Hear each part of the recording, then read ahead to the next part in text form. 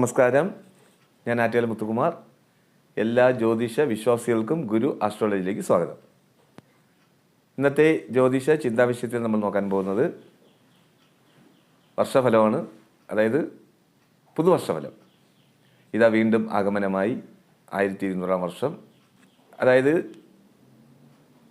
ഈ വരുന്ന 1199 വർഷം മിഥുനമാസം 32 വെള്ളിയാഴ്ച ദിവസം രാത്രി 7:34 ചിങ്ങരവി സംക്രമം. അന്നേ ദിവസം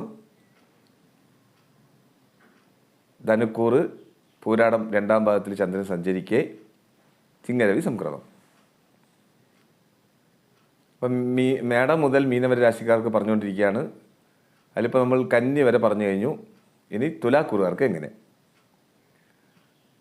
അപ്പോൾ ഈ പുതുവർഷം 1200 വർഷം എല്ലാവർക്കും സമ്പൽ സമൃദ്ധിയുടെയും ഐശ്വര്യത്തിൻ്റെയും വർഷമാവട്ടെ എന്ന് സർവേശ്വരനെ പ്രാർത്ഥിക്കുന്നു. നമസ്കാരം. അപ്പം ഇനി നോക്കാൻ പോകുന്നത് തുലാക്കൂറുകാർക്ക് എങ്ങനെ. അതായത് ചിത്തിരാര, ചോതി, വിശാഖം അടങ്ങുന്നതാണ് തുലാക്കൂറ്. ഇവർക്ക് ഈ വർഷം വ്യാഴൻ്റെ സ്ഥിതി 8ലാണ്. അതായത് 99 വർഷം ഇപ്പം വ്യാഴൻ്റെ സ്ഥിതി 8ലാണ്. രാഹുവിൻ്റെ സ്ഥിതി 6ലാണ്. 5ലാണ് ശനിയുടെ സ്ഥിതി. അപ്പോൾ ഈ 1200 വർഷം മീനം മേടം മാസങ്ങളിൽ 5 ഗ്രഹ മാറ്റം സംഭവിക്കുകയാണ്. അത് 1200 കൊല്ലവർഷം 1200-ൽ 5 ഗ്രഹമാറ്റം. അപ്പോൾ അതേതാണെന്നൊക്കെ നോക്കാം. അത് മെയ് 18 മീനത്തിൽ സഞ്ചരിക്കുന്ന രാഹു കുംഭത്തിൽ സഞ്ചരിക്കുകയാണ്. മെയ് 18 ശേഷം മെയ് 14 ശേഷം ഇടവത്തിൽ നിന്നും വ്യാഴം, അതായത് ഗുരു, മിഥുനത്തിൽ സഞ്ചാരം തുടങ്ങുകയാണ്. ശനിയാണെങ്കിൽ ശനിമാറ്റം കൊണ്ട് ഈ വർഷം മാർച്ച് 29 കുംഭത്തിൽ നിന്ന് മീനത്തിലോട്ടാണ് സഞ്ചാരം. പിന്നെ കുജൻ്റെ സഞ്ചാരം. കുജൻ ഇപ്പോൾ ഒരു രാശിയിൽ 42-44 ദിവസമാണ് സഞ്ചരിക്കുന്നത്. ഈ വർഷം ഒക്ടോബർ 20 മുതൽ, അതായത് 2024 ഒക്ടോബർ 20 മുതൽ 2025 ജാനുവരി 21 വരെ 90 ദിവസം കർക്കിടകത്തിലാണ് സഞ്ചാരം.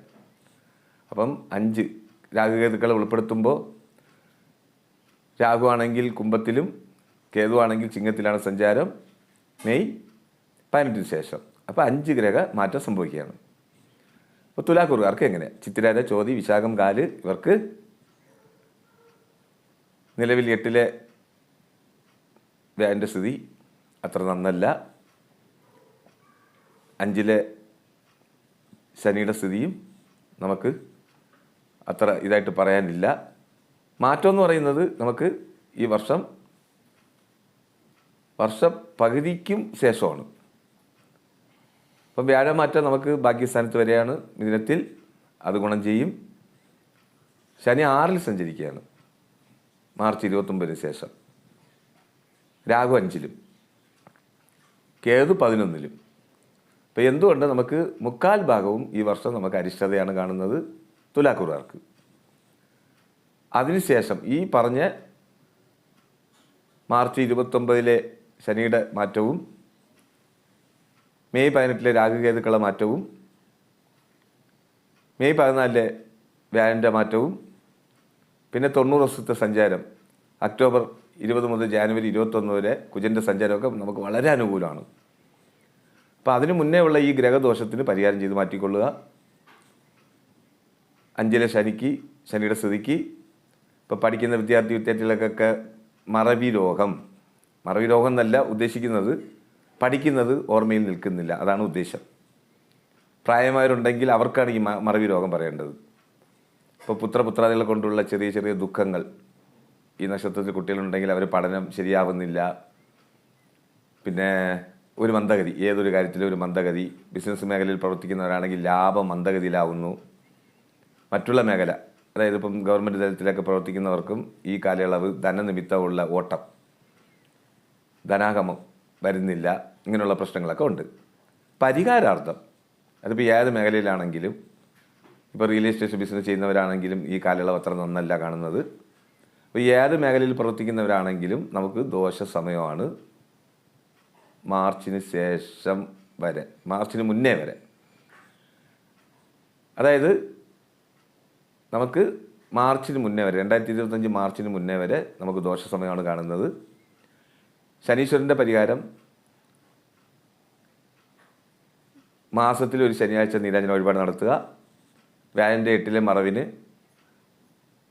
ശ്രീ ദക്ഷിണാമൂർത്തിക്ക് കടലമാല സമർപ്പിക്കുന്നതും നെയ് വിളക്ക് കത്തിക്കുന്നതൊക്കെ ദോഷകാഠിന്യം കുറയ്ക്കും. ഇപ്പോൾ ദക്ഷിണാമൂർത്തിയുടെ അമ്പലം അടുത്തില്ലെങ്കിൽ സുബ്രഹ്മണ്യ സ്വാമിക്ക് നെയ്ദീപം കത്തിക്കുന്നതും പാലഭിഷേകം നടത്തുന്നതൊക്കെ അത് ഷഷ്ടിക്ക് ചെയ്യുന്നത് ദോഷകാഠിന്യം കുറയ്ക്കും. അപ്പോൾ എന്തുകൊണ്ടും ഈ കാലയളവ് അത്ര നന്നല്ല. നമുക്ക് മാർച്ചിന് ശേഷം നല്ല ഒരു മാറ്റം പ്രതീക്ഷിക്കാം. പഠിക്കുന്ന കുട്ടികളാണെങ്കിൽ അതിന് ശേഷം പഠനം നല്ല രീതിയിലാവും. അത് ഉന്നത പഠനം യോഗം കാണുന്നു. ഉന്നത പരീക്ഷാ വിജയം കൈവരിക്കും. ബിസിനസ് മേഖലയിലാണെങ്കിൽ ഉന്നത ലാഭം, അത് കൂട്ടു ബിസിനസ് ചെയ്താൽ നമുക്ക് ആ കാലയളവ് വളരെ നല്ലതാണ്. കുജൻ്റെ 10-ലെ സ്ഥിതി നീചസ്ഥിതി ആകയാൽ അത് 3 മാസം കാലയളവ് പറഞ്ഞില്ലേ, 90 ദിവസത്തെ സഞ്ചാരം കർക്കിടകത്തിൽ നമുക്ക് 10-ലാകയാൽ തൊഴിൽ അഭിവൃദ്ധി പ്രാപിക്കും. പ്രായമായവരുണ്ടെങ്കിലും ഈ കാലയളവ് ആരോഗ്യം ശ്രദ്ധിക്കുക. 8-ലെ വ്യാഴൻ്റെ സ്ഥിതി അത്ര നന്നല്ല. എന്തുകൊണ്ടും നമുക്ക് ഈ കാലയളവ് മാർച്ചിന് ശേഷം നല്ലൊരു മാറ്റം കിട്ടുന്നതാണ്. ശുഭമസ്തു.